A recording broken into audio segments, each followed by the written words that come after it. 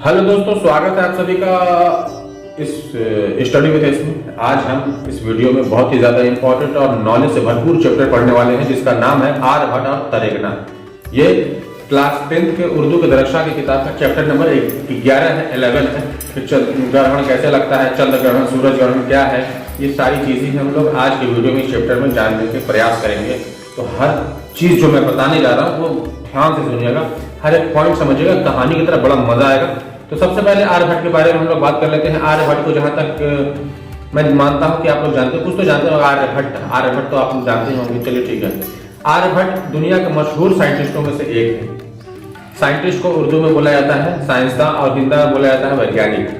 तो आर्यभट्ट एक साइंटिस्ट थे, दुनिया के मशहूर साइंटिस्टों में से एक। और ताज्जुब की बात यह है कि जो इन्होंने खोज की, जो इन्होंने रिसर्च किया, आज से 1500 साल पहले कर दिया था। अभी के जो साइंटिस्ट है जो अभी खोज करते हैं, ये आज से 1500 साल पहले, 1500 साल पहले इन्होंने कर दिया था। इनकी सबसे बड़ी खूबी ये है, इन्होंने ही जीरो का आविष्कार किया था, शून्य का। जो आप लोग जीरो लिखते हैं, 1500 साल पहले जीरो नहीं लिखा जाता था, तो उसका आविष्कार जो है आर्यभट्ट ने ही किया था। यहाँ तक कि डेसिमल, जो आप दशमलव लगाते हैं, आशारिया जो पॉइंट लगाते हैं, उसका भी आविष्कार जो है आर्यभट्ट ने ही किया था। यहाँ तक कि दुनिया को यह भी नहीं मालूम था पृथ्वी गोल है। पहले के जमाने लोग समझते थे कि पृथ्वी जो है वो चपटी है, लेकिन आर्यभट्ट जो पहले वैज्ञानिक है, पहले साइंटिस्ट है, जिन्होंने ये साबित किया था अपने रिसर्च से, जांच पड़ताल से, खोज से साबित किया कि ये जो पृथ्वी है ये चपटा नहीं बल्कि गोल है। यहाँ तक कि आर्यभट्ट ने मशहूर साइंटिस्ट जिनका नाम है पाइथागोरस, उनकी भी रहनुमाई की, यानी कि उनको राय देते थे कि देखिए ऐसे काम कीजिए। पाइथागोरस अक्सर आर्यभट्ट से राय लिया करते थे, कोई भी रिसर्च करते थे तो आर्यभट्ट से पूछा करते थे। पाइथागोरस भी जो है ये राय दिया करते थे आर्यभट्ट। सबसे बड़ी बात यह है कि इन्होंने ग्रहण के बारे में बताया, ग्रहण क्या है, क्यों है, कैसे लगता है, और उसके बाद से कितने प्रकार के ग्रहण होते हैं। जो साइंटिस्ट अभी रिसर्च करते हैं, अभी रिसर्च कर रहे हैं, खोज कर रहे हैं, नासा वगैरह, वो खोज इन्होंने आज से 1500 साल पहले ही कर दिया था। 1500 साल पहले इन्होंने बता दिया था कि ग्रहण क्यों लगता है, कैसे लगता है, कितने प्रकार के ग्रहण होते हैं। अभी जो है हम लोग के माइंड में जो ख्याल, जो भी सवाल उठता है, वो सवाल इनके दिमाग में आज से 1500 साल पहले उठ गया था, ये सॉल्व भी कर लिए थे। सोचिए ये कितनी बड़ी बात है। उस 1500 साल पहले गुप्त दौर चल रहा था, जो आर्यभट्ट जो है गुप्त दौर के हैं। चंद्र मौर्य वंश में गुप्त काल के थे, वो गुप्त काल के थे। तो सब गुप्त दौर में ही सबसे ज्यादा साइंटिस्ट वगैरह को ज्यादा रिस्पेक्ट किया गया, इसीलिए हिंदुस्तान में गुप्त दौर को जो है सुनहरा दौर भी कहा जाता है। और बहुत सारे रिसर्च आर्यभट्ट ने की, रिसर्च करने के बाद किताबें भी लिखी, इसीलिए अभी के जो साइंटिस्ट हैं आर्यभट्ट की उसी किताब से हेल्प लेते हैं। और आज जितने भी खोज, जांच, रिसर्च होते हैं, आज के साइंटिस्ट करते हैं, उन्हीं किताब से मदद लेते हैं। तो आज से 1500 साल पहले आर्यभट्ट ने लिखी थी।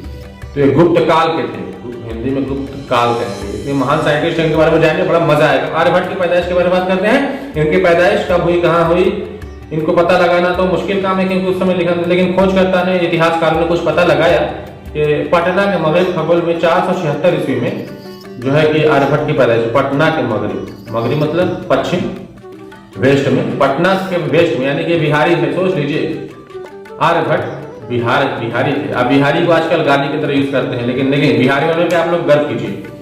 476 ईस्वी में, 476 ईस्वी में, और इनकी मौत हुई थी 554 ईस्वी में।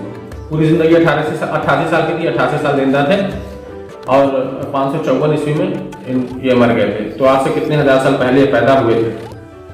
पटना शहर से 30 मीटर जुनूब में, रसूली के नजदीक तरेगना में अपने तहकीकी कामों के लिए एक तजर्बागाह कायम किया था, और तरेगना में ही बैठकर मशहूर किताब आर्य सिद्धांत और तंत्र लिखे। पटना शहर से 30 मीटर जुनूब, मसूरी के नजदीक एक तरेगना नाम का जगह है। तरेगना में ही इन्होंने अपने तहकीकी काम यानी कि रिसर्च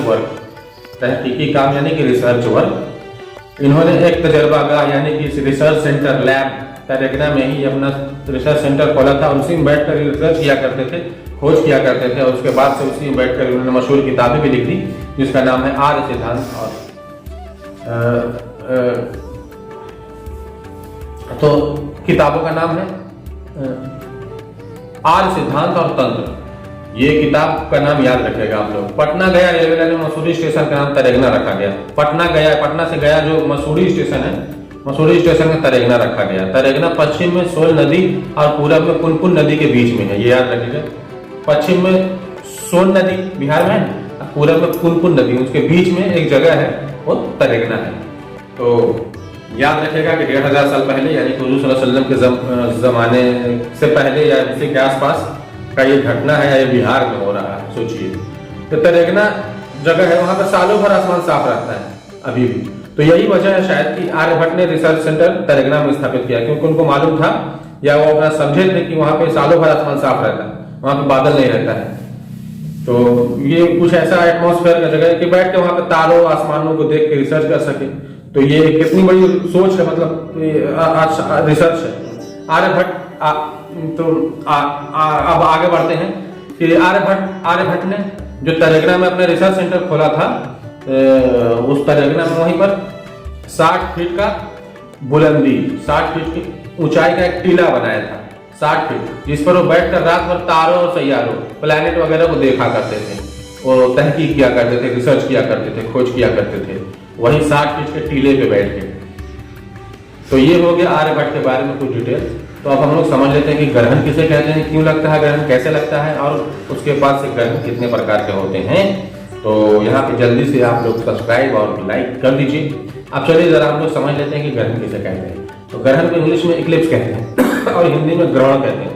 हिंदी और उर्दू में थोड़ा सा प्रोनाउंसिएशन का डिफरेंस है, ग्रहण उर्दू में और हिंदी में ग्रहण, हिंदी में इक्लिप्स होता है। तो समझिए ग्रहण किसे कहते हैं। किसी भी प्लैनेट को उर्दू में सैयारा और हिंदी में ग्रह बोला जाता है। किसी भी प्लैनेट का कुछ या पूरा हिस्सा दूसरे प्लैनेट से ढक जाने को, या फिर आप ऐसे बोल सकते हैं कि एक प्लैनेट का दूसरे प्लैनेट पर परछाई पड़ने लगने को ही हम लोग ग्रहण कहते हैं। फिर से सुनिए, एक प्लैनेट, एक ग्रह का दूसरे ग्रह पर परछाई पड़ना ही ग्रहण कहलाता है। ठीक आप समझ में। ग्रहण दो प्रकार का होता है, तो एक सूरज ग्रहण, एक होता है चांद ग्रहण। तो सबसे पहले हम लोग सूरज ग्रहण को समझते हैं। सूरज ग्रहण को इंग्लिश में सोलर इक्लिप्स और हिंदी में सूर्य ग्रहण बोलते हैं। तो समझिए सूरज ग्रहण कैसे लगता है। क्या है सूरज ग्रहण, देखिए क्या है। ये हम लोग का मान लीजिए सूरज है, सूरज से प्रकाश निकलता है, इसी से दुनिया की वजह से, इसी की वजह से दुनिया रोशन होती है। सूरज के चारों तरफ जो है, मान लीजिए ये सूरज है, पृथ्वी जो है ऐसे ऐसे चक्कर लगा रही है। ये पृथ्वी ऐसे भी घूमती है और चक्कर भी लगाती है, ऐसे भी घूमती है जिससे दिन रात होता है ऐसे। और इसी तरह जो है, मतलब बिल्कुल इसी तरह पृथ्वी के चारों तरफ हम लोग का चांद जो है चक्कर लगाता है। एक पृथ्वी का सूरज का चक्कर लगा रहा है, चांद पृथ्वी का चक्कर लगा रहा है। कुछ समझने की कोशिश कीजिए, मैं कोशिश करूंगा। तो जो होता क्या है, ये चांद चक्कर लगाते लगाते लगाते सूरज और पृथ्वी के बीच में आ जाता है ऐसे। तो बीच में जब ये चांद है, तो जब ये बीच में चांद आ जाता है तो सूरज से जो रोशनी आ रही है, ये प्रकाश की किरणें चांद रोक लेता है और चांद की परछाई पृथ्वी पर पड़ने लगती है। और जिस देश में ये परछाई पड़ती है उस देश में बोला जाता है कि सूर्य ग्रहण लग गया। जैसे मान लीजिए यहाँ पे भारत है, अब ऐसे होगा तो ये अमेरिका हो जाएगा। तो अब सूरज जो है काला दिखाई देने लगता है, क्योंकि सूरज और पृथ्वी के बीच में चांद आ गया है। जहां से अब यहाँ से मान लीजिए हम सूरज देख रहे हैं तो बीच में चांद आ गया, तो अब यहाँ पे सूरज काला दिखेगा, क्या बीच में चांद आ गया है। तो इसीलिए सूरज कटा हुआ दिखाई देता है कि इतना दिखाई दे रहा है, इतना नहीं दिखाई दे रहा है। चाहे पूरा ढक लेगा तो पूरा ढक जाता है, तो पूर्ण सूरज ग्रहण हो जाता है। तो इसे बोलते हैं सूरज ग्रहण। तो सूरज और पृथ्वी के बीच में चांद आ जाता है, तो इसी को कहते हैं सूरज ग्रहण। ठीक है, इसी को बोलते हैं सूर्य ग्रहण। तो सूरज ढका हुआ दिखाई दे रहा है, यानी कि सूरज में ग्रहण लग गया, चांद बीच में आ गया तो सूरज ग्रहण हो गया। तो ये हो गया आपका सूरज ग्रहण। सूरज ग्रहण भी दो प्रकार का होता है, एक होता है जजवी पार्शियल सूरज ग्रहण, एक होता है मुकम्मल सूरज ग्रहण। तो सूरज ग्रहण दो तरह का होता है। अब जजवी सूरज ग्रहण किसे कहते हैं आप, जब चांद बीच में आया है या अचानक एक बैग बीच में नहीं आएगा, ये इस तरह से नाचते नाचते नाचते पहले यहाँ आएगा, फिर यहाँ पे, फिर यहाँ पे, फिर यहाँ पे। तो सूरज थोड़ा सा ढका होगा, फिर ज्यादा ढका होगा, फिर ज्यादा ढका होगा। तो इस तरह से जो है सूरज थोड़ा सा ढकेगा, तो उसको बोलते हैं सूरज जजवी सूरज ग्रहण। जजवी मतलब थोड़ा सा, पार्शियल। तो सूरज का कुछ हिस्सा चांद से ढक जाता है, उसी को बोलते हैं जजवी सूरज ग्रहण। और जब मुकम्मल यानी कि पूरा चांद आ जाएगा, पूरी तरीके से सूरज को चांद ढक लेगा, तो मुकम्मल सूरज ग्रहण बोलते हैं उसको। पहले धीरे धीरे आया था तो सूरज से ढका था, तो उसको जजवी बोल दिए। और जब ये पूरे तरीके से बीच में आ गया, पूरे चपेट में ले लेता है, तो उसको बोलेंगे मुकम्मल सूरज ग्रहण। तो यानी कि टोटल सोलर एक्लिप्स। तो सूरज ग्रहण को कभी भी नंगी आंखों से नहीं देखना चाहिए, चाहे वो जज़्बी हो चाहे मुकम्मल हो। उस वक्त कुछ हानिकारक किरणें जो है आंख की रोशनी को लेकर जा सकती हैं ऐसे, इसीलिए सूरज ग्रहण को देखने के अलग टाइप का चश्मा आता है, उसको पहन कर देखना चाहिए देख लीजिए, लेकिन नंगी आंखों से खुली आंखों से कभी नहीं देखना चाहिए। अब चलिए हम लोग समझते हैं कि चांद ग्रहण यानी कि मूनर एक्लिप्स किसे कहते हैं। तो अब हम लोग चांद ग्रहण को समझेंगे। तो चांद ग्रहण में भी ये सूरज माना जाएगा। अब चांद ग्रहण को हिंदी में बोलते हैं चंद्र ग्रहण और हिंदी में बोलते हैं लूनर एक्लिप्स। अब इसमें होता क्या है कि इसमें सूरज जो होता है इसके चारों तरफ पृथ्वी चक्कर लगाती रहती है। अब पृथ्वी के चारों तरफ चांद चक्कर लगाता रहता है, ऐसे ऐसे समझ में आ रहा है? लगभग समझने की कोशिश कीजिए। तो इस तरह से चक्कर लगा रहे हैं। अब पृथ्वी जो है सूरज का चक्कर लगाती रहती है, चांद जो है पृथ्वी का चक्कर लगाता रहता है। तो होता है चांद लगाते लगाते लगाते इधर आ जाता है इस साइड में, चांद और सूरज के बीच में पृथ्वी आ जाती है। अब पृथ्वी का अगर सूरज से आने वाली किरणें को रोक लेता है, पृथ्वी की परछाई चांद पर पड़ने लगती है। अब चांद यहाँ है, अब जो चांद जो है ढका हुआ काला दिखाई देने लगता है। क्यों? क्योंकि बीच में पृथ्वी आ गया, उसी की परछाई चांद पर पड़ने लग गई है, इसलिए चांद जो है वो ढका हुआ दिखाई दे रहा है। उसी को बोलते हैं चांद ग्रहण। ये देखिए सूरज ग्रहण, चांद बीच में आ गया तो सूरज ग्रहण, पृथ्वी बीच में आ गई तो चांद ग्रहण। अब 2009 में जो सूरज ग्रहण लगा था उसकी क्या खासियत थी इसको समझते हैं। 2009 में बहुत बड़ा सूरज जो भी है वो ग्रहण लगा था, उसमें सूरज ग्रहण 2009 का सूरज ग्रहण 21वीं सदी का सबसे बड़ा सूरज ग्रहण था। 21वीं सदी का सबसे बड़ा सूरज ग्रहण था। ऐसा सूरज ग्रहण 100 सालों में एक बार लगता है, जो 2009 में लगा था और 22 जुलाई 2009 को लगा था ये सोलर इक्लिप्स। और हम बनारस में सो रहे थे। जो अमेरिका में नासा जो है, अभी भी नासा जो है, नासा के एक साइंसदान जेन दर्शन जो है 20 सालों से तहकीक कर रहे थे। इस नासा के एक साइंटिस्ट थे जेन दर्शन जो है वो 2009 में जो सूरज ग्रहण लगने वाला था उसके लिए ये 20 सालों से तहकीक रिसर्च कर रहे थे। और 2008 में इन्होंने 200 पन्नों में 200 सफहात में 200 पन्नों में तफसीली रिपोर्ट पेश की। 2009 में लगने वाले सूरज ग्रहण के 20 सालों से रिसर्च करने से कैसा होगा, ऐसा होगा, ये होगा, वो होगा। 2008 में 2009 में सूरज ग्रहण एक साल पहले ही इन्होंने एक रिपोर्ट 200 पन्नों की एक रिपोर्ट पेश की और उस रिपोर्ट में इन्होंने ये सारी चीजें जो है 2009 में लगने वाले सूरज ग्रहण के बारे में सारा कुछ लिखा हो, कितना कैसा होगा नहीं होगा।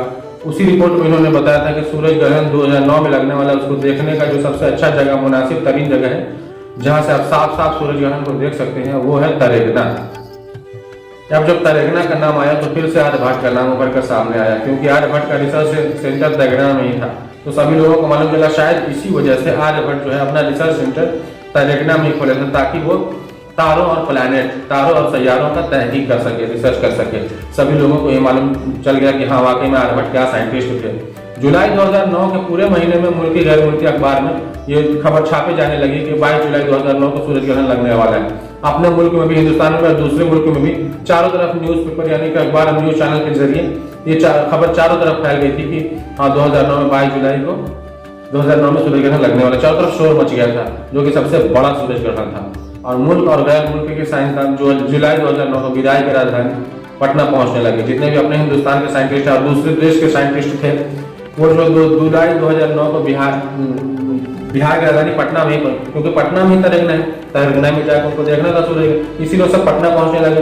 इसके बाद अमेरिका के नासा और इसरो जैसे साइंटिफिक तरक्की के इदारा, अमेरिका के जो और भारत का जो इसरो रिसर्च सेंटर है वहां से भी जो है बड़े बड़े साइंटिस्ट जो है और पोलैंड के साइंटिस्ट यानी कि पोलैंड के साइंसदान भी वो भी पहुंचने लगे।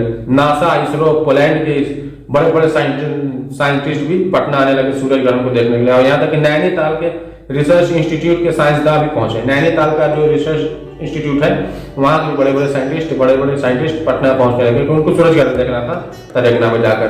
हजारों, उसके बाद से हजारों की तादाद में आम लोग भी खास किस्म का चश्मा लगा कर इंतजार कर रहे थे कि कब सूरज ग्रहण लगेगा। हजारों लोग जो है सूरज ग्रहण देखने वाला एक अलग टाइप का चश्मा आता है, वो चश्मा पहनकर इंतजार कर रहे थे कि कब सूरज ग्रहण लगेगा। और सूरज ग्रहण जो है उसका टाइमिंग कब था? सुबह 5:29 पर वो सूरज ग्रहण लगने वाला था। और सभी लोग इंतजार कर रहे थे पहले से चश्मा पहन करके अब सूरज ग्रहण हम लोग देखेंगे। और फाइनली समय आ ही गया, सुबह 5:29 का वो लम्हा आ ही गया। लेकिन वो हुआ यूं कि सूरज ग्रहण लगने से कुछ ही मिनट पहले बहुत तेज आंधी तूफान बारिश आने लगी और उसके बाद से चारों तरफ अंधेरा हो गया, ठंड लगने लगी। जितने भी जानवर थे, पक्षियां वगैरह, वो डर कर फिर से अपने घोंसले में वापस घुस गए। पूरा चारों तरफ अंधेरा, तेज हवाएं और बारिश, और ऐसा लग रहा था फिर से रात हो गई है, इतना अंधेरा हो गया था। दिन होते हुए भी ऐसा लग रहा था कि फिर से रात हो गई, ठीक है। और इस तरह से सूरज ग्रहण को कोई नहीं देख पाया। इतने बड़े बड़े scientist NASA, ISRO, Poland, Nainital से इतने बड़े बड़े साइंटिस्ट आए थे। इसके बाद से हजारों की तादाद में लोग आए थे, वो जो सूरज ग्रहण को नहीं देख पाए, क्योंकि क्लाइमेट ही पूरी तरह से चेंज हो गया था। ऐसा लग रहा था फिर से रात हो गई और कभी बारिश हो रही थी, तेज हवा चल रही थी, तूफान वगैरह आ गया था। तो अब इस तरह का सूरज ग्रहण देखने के लिए आप लोगों को फिर से 123 सालों का इंतजार करना पड़ेगा। 123 साल बाद, ऐसा 123 साल बाद हम लोग जिंदा रहेंगे मरेंगे पता नहीं, लेकिन इतना फिक्स है कि 123 साल बाद जो है अगले वाले जनरेशन है, जितने भी स्टूडेंट हैं, इससे सीखेंगे और आंधी तूफान का भी व्यवस्था करेंगे तो वो लोग देख सकेंगे। लेकिन शायद हम लोग ना देख सके, लेकिन दुआ कीजिए कि हम जिंदा रहें, अब आप भी जिंदा रहें, हम लोग देखें फिर, और दिमाग भी रहे चले। हो सकता है वो भी ना देख पाए कुछ ना आंधी तूफान, लेकिन वो सब सीख के ऐसा कुछ देख पाए वो लोग समझेंगे, वो लोग इससे सबक लेंगे और आंधी तूफान का व्यवस्था करेंगे कि कैसे देखना है। तो 123 साल बाद जो है फिर ऐसा होता है। तो जैसा भी यहीं पे आपका चैप्टर ये कंप्लीट होता है। कोई भी कंफ्यूजन हो आप कमेंट कीजिएगा। अब मिलते हैं हम लोग अगले चैप्टर में, तब तक के लिए बाय बाय।